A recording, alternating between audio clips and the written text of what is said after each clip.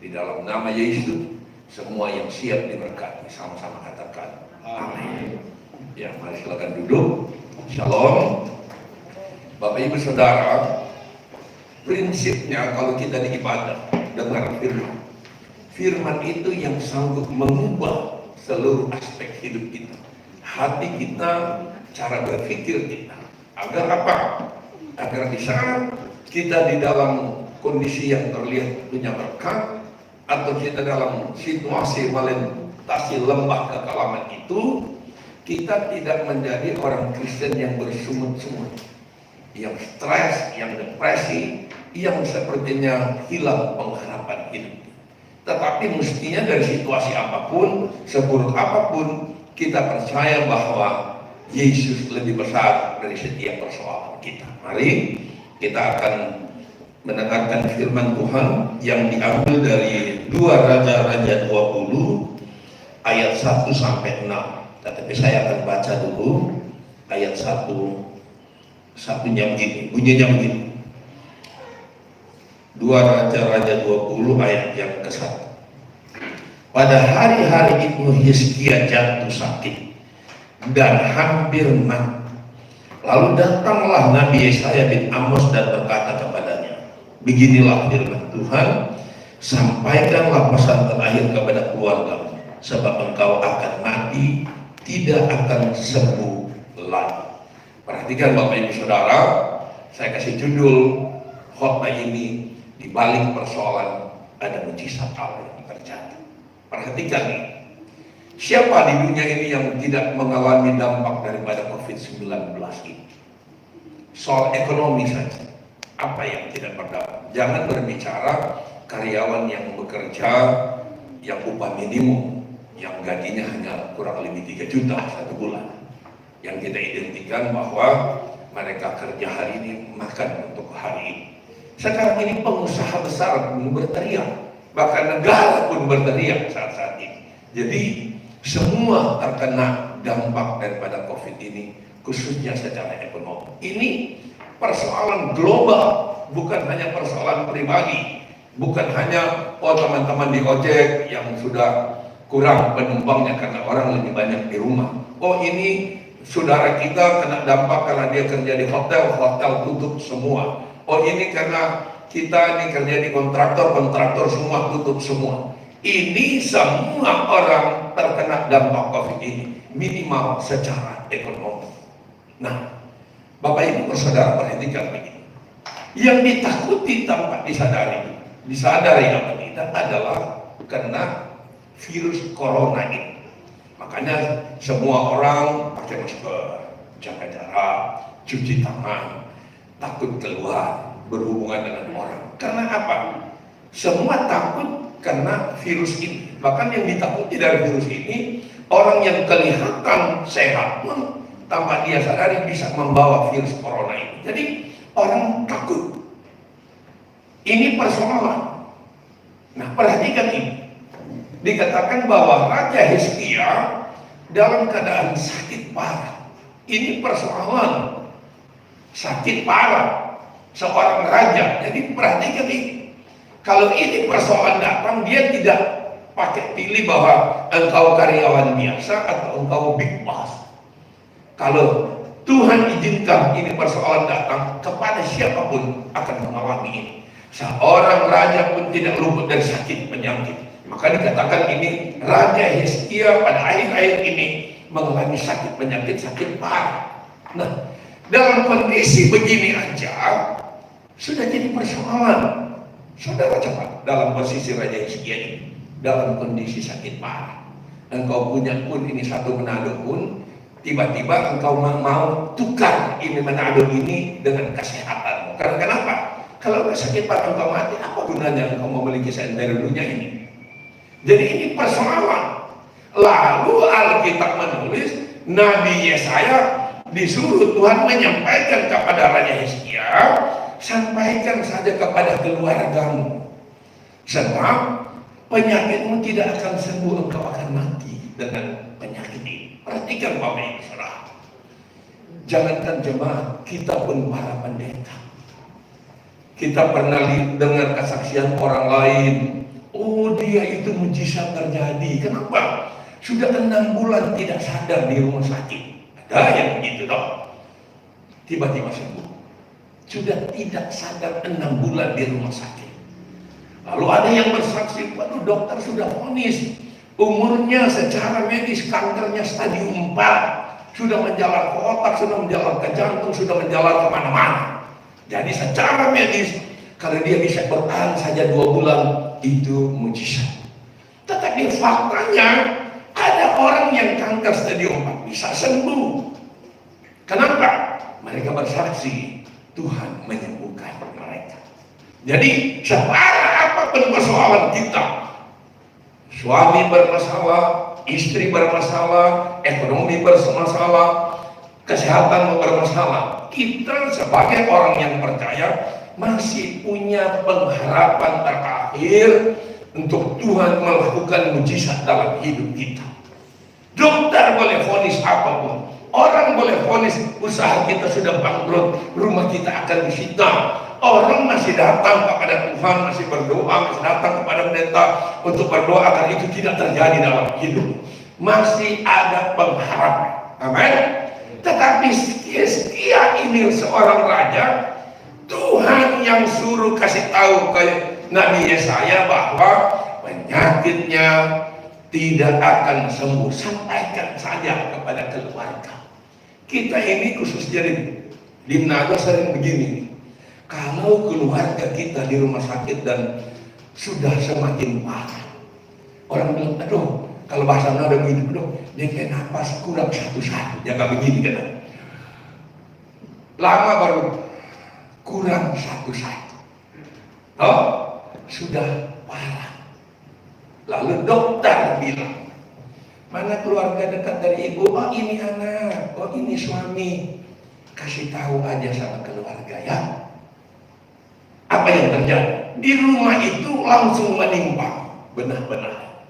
Yang gambar-gambar ini cabut, ini. Jadi di rumah sudah siap menunggu jenazahnya datang. Oh, kan kita sering nggak tahu generasi sekarang. Kalau saya masih mengalami itu. Kalau dari rumah sakit sudah telepon, oh mama sudah parah, papa sudah parah, adik sudah parah, ipar sudah parah, istri sudah parah, biasanya terjadi seperti ini di rumah. Tetapi toh ada beberapa peristiwa tidak jadi mati.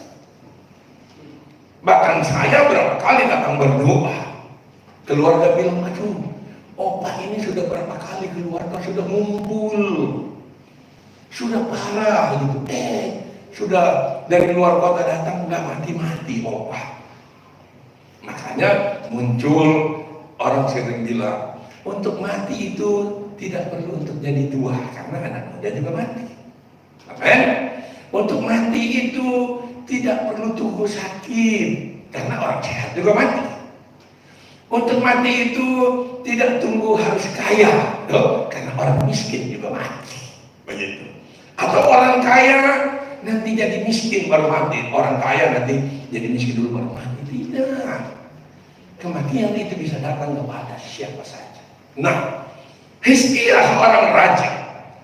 Alkitab menulis bahwa dalam kondisi dia sakit-sakitan, sakit parah. Lalu datang suara Tuhan melalui Nabi Yesaya, sampaikan kepada Raja Hizkia, kasih tahu saja kepada keluargamu, kau pasti mati. Persoalan bukan. Kalau dokter yang vonis masih ada Tuhan. Amin. Makanya ada lagu masih ada Tuhan.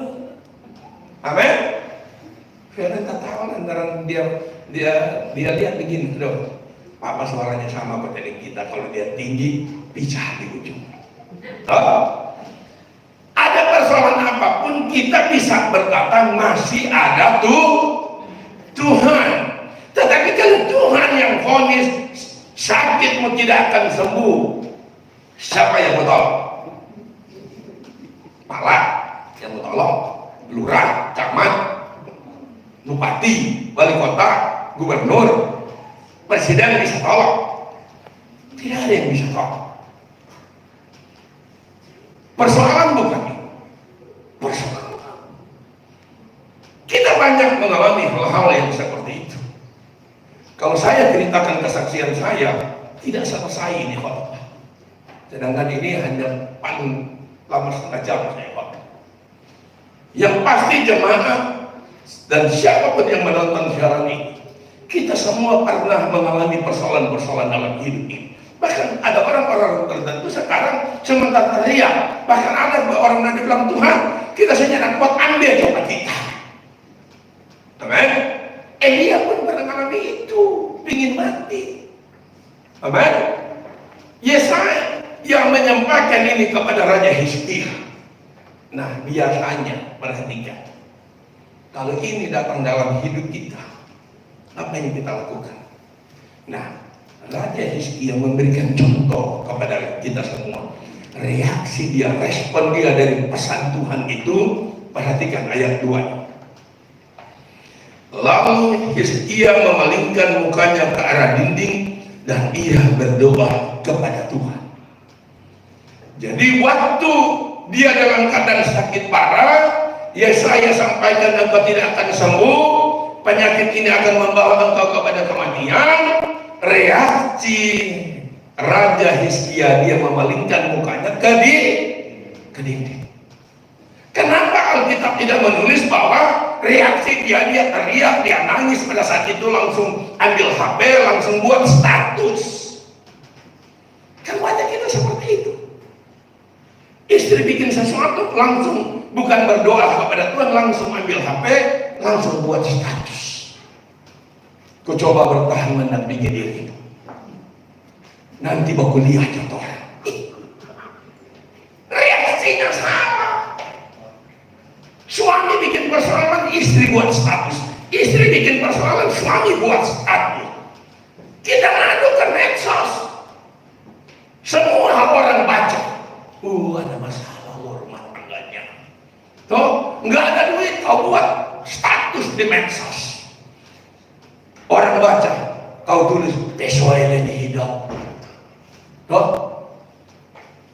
dia nggak baca kita.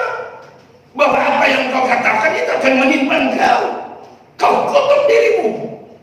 Bukan Anda bilang, mujur tapi hidup Tuhan berkata. Ini tak pesoel tapi hidup.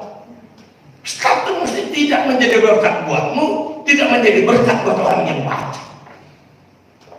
Jangan curhat di medsos, Om.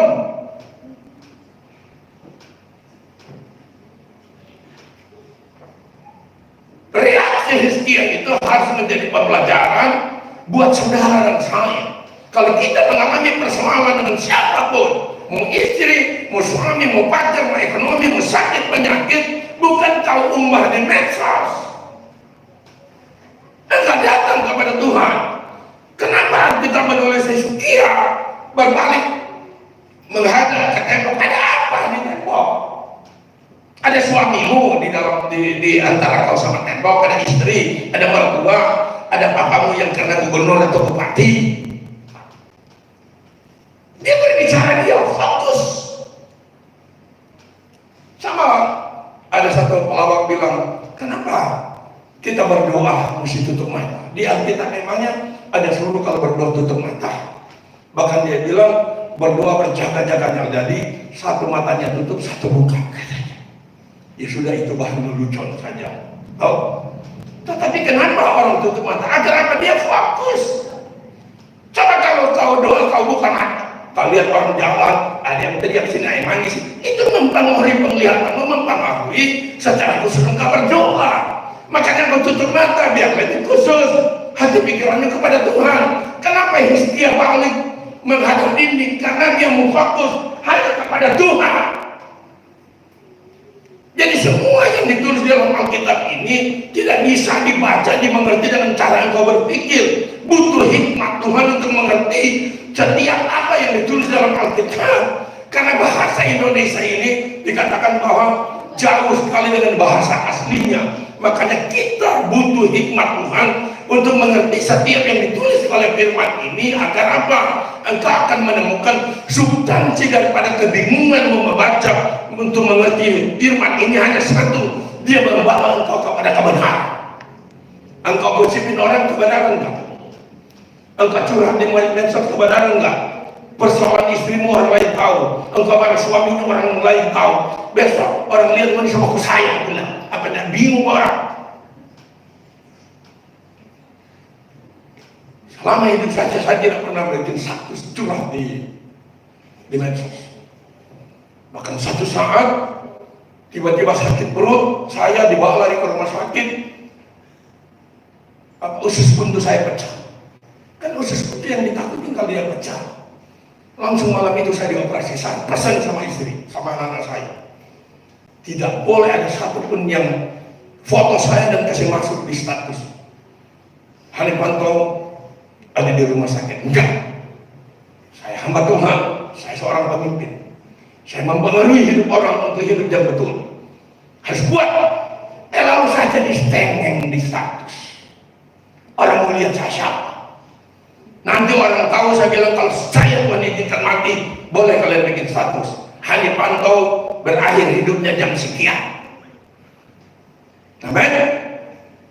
Makanya bawa kepada Tuhan persoalanmu. Ya, dia berbalik ke dinding, dia bilang apa? Perhatikan, waktu dia balik ke dinding agar dia fokus. Coba kalau saya berdiri di dinding di sini, saya lihat begini, apa yang saya lihat?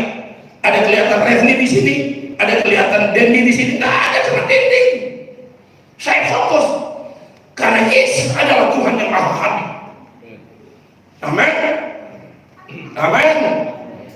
Reaksi kita dalam menghadapi persoalan akan menentukan engkau terima berkat atau kutuk. Makanya ada ungkapan begini, bukan soal benar atau salah, tapi respon Hizkia mendengar peristiwa Yesaya katakan engkau tidak akan hidup mati dengan penyakit ini. Dia bereaksi apa? Dia membalik tubuhnya menghadap dinding dan dia berdoa seperti ini. Ayat 3, Tuhan, ingatlah kiranya bahwa aku telah hidup di hadapanmu dengan setia dan tulus hati, dan bahwa aku telah melakukan apa yang baik di matamu. Kemudian menanggal Hizkia dengan sangat.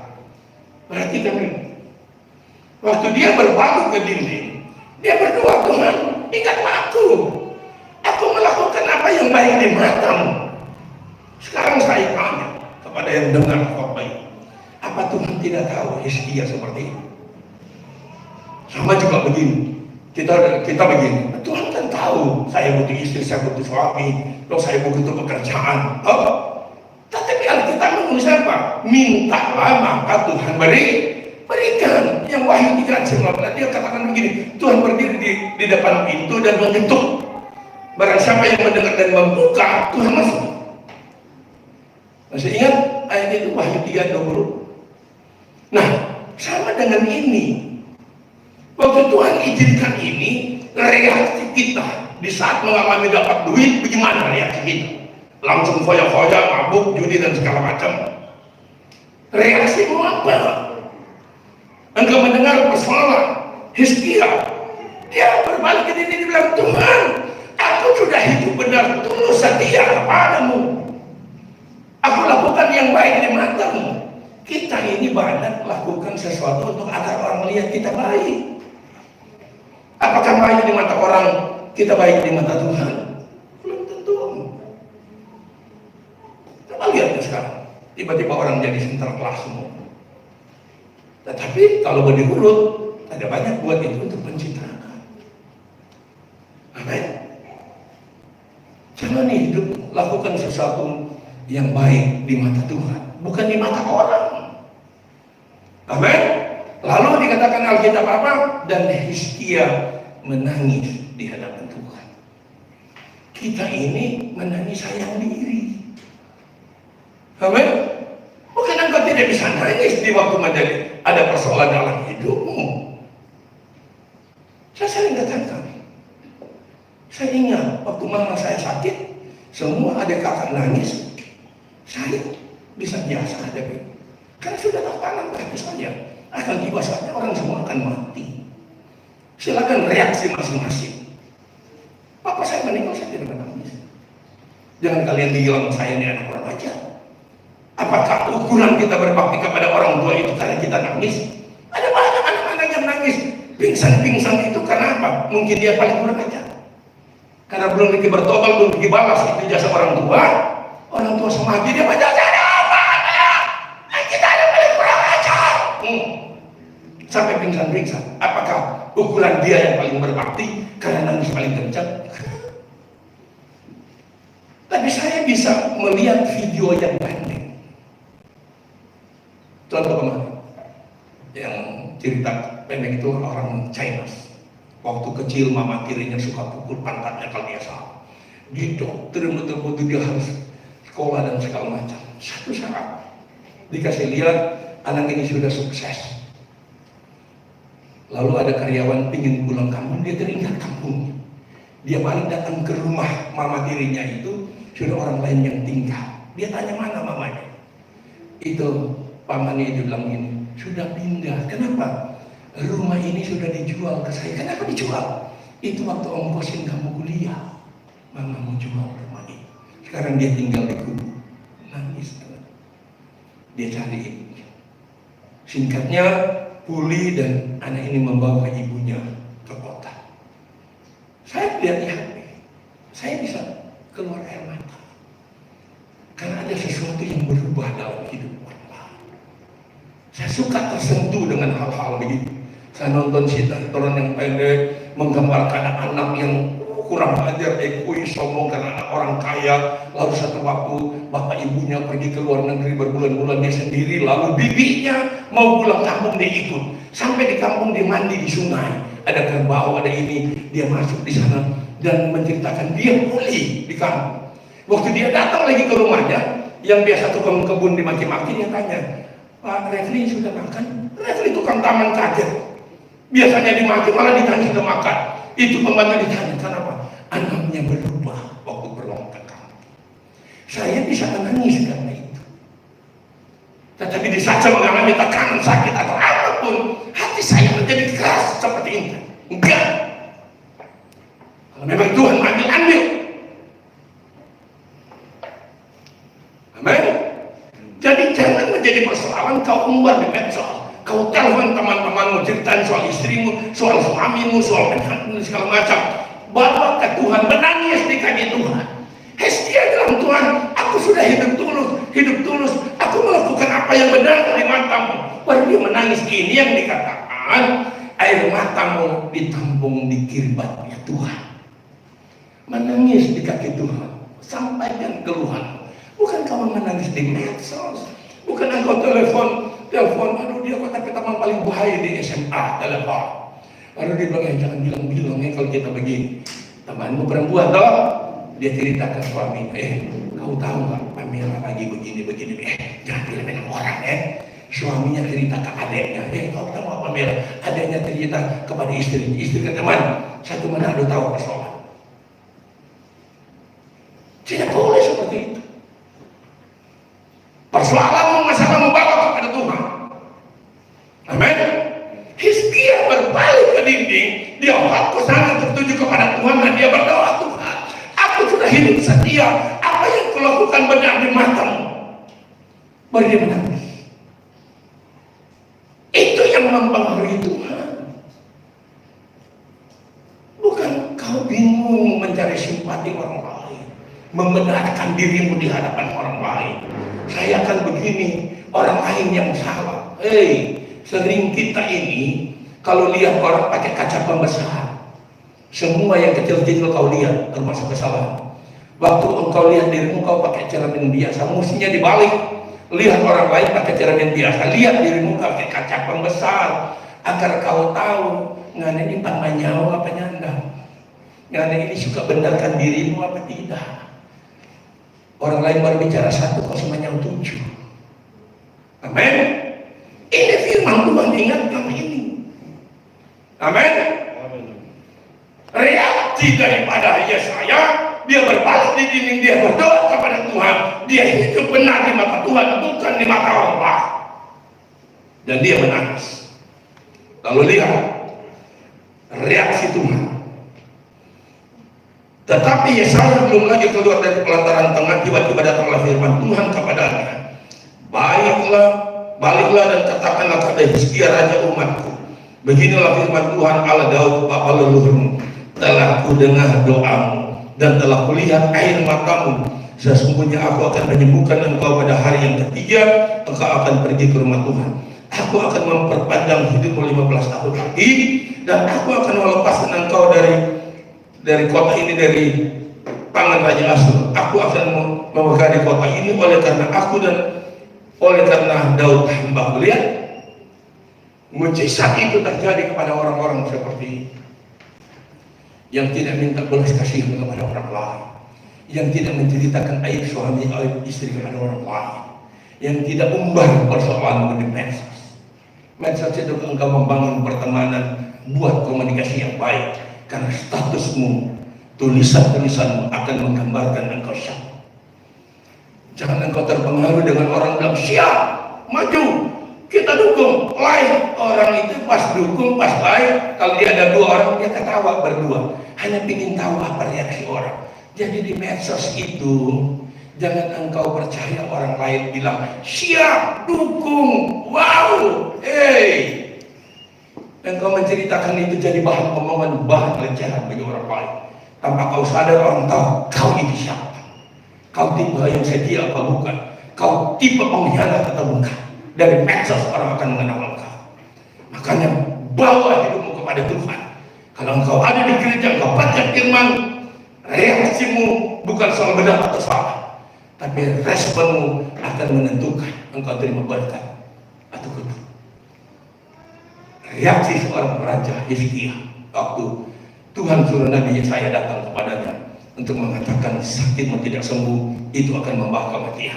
Dia berbalik kepada Tuhan, dia fokus, dia tidak telepon teman, dia tidak telepon mertua, dia tidak telepon kakak, dia tidak amur di medsos, tapi dia berdoa kepada Tuhan. Dia bilang, Tuhan, aku ini sudah hidup setia kepadamu, aku benar di matamu, bukan di mata orang lain. Pergi menangis kepada Tuhan. Maka Tuhan apa? Bilang kepada saya belum keluar rumah, balik ke saya tahu kepada Hizkia, engkau tidak akan mati, umurmu ditambah 15 tahun, kota yang sudah dikepung oleh Raja Asyur, Tuhan pegang. Mujizat terjadi kepada orang-orang yang bereaksi secara positif dalam hal menghadapi persoalan. Ada banyak kesaksian di hidup saya. Satu saja saya sampaikan. Saya kembali dari Jakarta 24 tahun yang lalu, masih cukup banyak uang yang saya bawa. Tuhan izinkan saya lewati semua sampai waktu awal saya mulai khotbah, mereka kasih berkat, kasih pulang karena masih banyak uang saya. Sampai tiba saatnya 15.000 pun saya harus ambil karena di rumah sudah habis semua. Habis bukan dalam tanda kutip, masih banyak yang bisa dijual. Habis sampai yang namanya barang bisa dijual sudah habis. Lalu saya ambil tuh 15.000, telepon ibu di rumah, tolong masak nasi di rice cooker. Saya mampir di restoran 99, beli capcay, pakai ngomong gini, kasih banyak kuah, karena ada banyak orang mau makan. Ada berapa banyak orang melihat itu. Sekarang ini saya merdeka soal uang. Saya tidak usah cerita banyak lebar, orang bisa menafsirkan salah. Amin. Tetapi sebagai hamba Tuhan saya harus cerita itu. Jadi bukan saya ada di lembaga keramat terus, saya Tuhan izinkan mengalami banyak persoalan, tapi saya harus keluar. Kenapa? Saya tahu bersama Yesus saya mampu melewati setiap persoalan. Saya tahu Yesus lebih besar daripada persoalan yang saya alami. Saya tahu bahwa orang seperti saya 28 tahun saya ada di Jakarta, hidup tidak benar. Saya bisa kembali ke Manado menjadi hamba Tuhan. Itu bukan karena manusia, itu karena panggilan Tuhan dalam hidup saya. Saya harus bertahan di saat Tuhan mengizinkan saya melewati lembah kekelaman itu. Daud bilang, aku tidak takut bahaya karena Tuhan menyertai aku. Ini harus tertanam dalam hidup saya. Dan ini yang harus mengalir kepada jemaat, kepada sahabat-sahabat, teman, keluarga, istri, siapapun yang ada di sekeliling saya, agar hidup saya boleh menjadi berkat bagi banyak orang. Ingat Bapak Ibu Saudara, hidup itu hanya sekali dan singkat. Tetapi kalau hidup kita bermanfaat bagi orang banyak, sekali hidup itu cukup. Haleluya Tuhan. Mari yang di rumah siapkan hati pikiranmu, kita akan masuk dalam perjamuan yang kudus. Mari kita bangkit berdiri. Yang ada di rumah, pengurus yang ada di dalam gereja ini kita akan masuk dalam perjamuan yang kudus. Mari angkat roti di tangan kananmu, kita bangkit berdiri semuanya. Bapa, di dalam nama Yesus, kita sudah mendengar firman Tuhan bahwa di balik persoalan, kalau kita responnya betul, maka ada mujizat Allah yang terjadi dalam hidup kita. Materaikan firman ini dalam hidup kita semua, agar firman ini hidup mempengaruhi setiap langkah hidup kami. Terima kasih Bapa di sorga, kami akan masuk dalam perjamuan yang kudus. Anggur dan roti ini adalah anggur biasa, tapi kami percaya ini melambangkan tubuh dan darah Yesus. Bapa, di dalam nama Yesus, Hamba serahkan semua kami yang akan mengikuti perjamuan ini. Ampuni setiap dosa kami. Layakan kami duduk sehidangan dalam perjamuan yang kudus. Karena kami sadar betul perjamuan ini bukan hanya seremonial, tapi ada makna rohani, ada hal-hal yang sangat luar biasa di dalam perjamuan kudus. Karena Tuhan katakan saat kami melakukan ini, kami mengingat akan kematian Tuhan. Terima kasih Bapa di sorga, kami mengucap syukur kepada-Mu dalam nama Yesus. Mari siapkan semua hati pikiran kita. Haleluya Tuhan.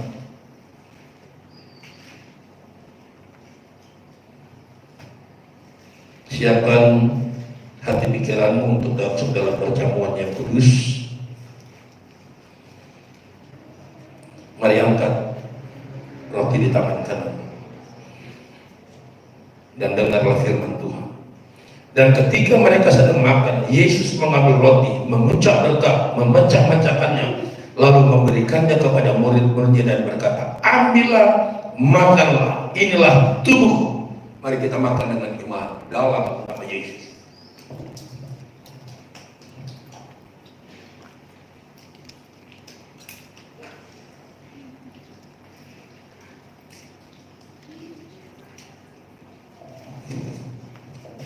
Mari angkat anggur di tangan kanan.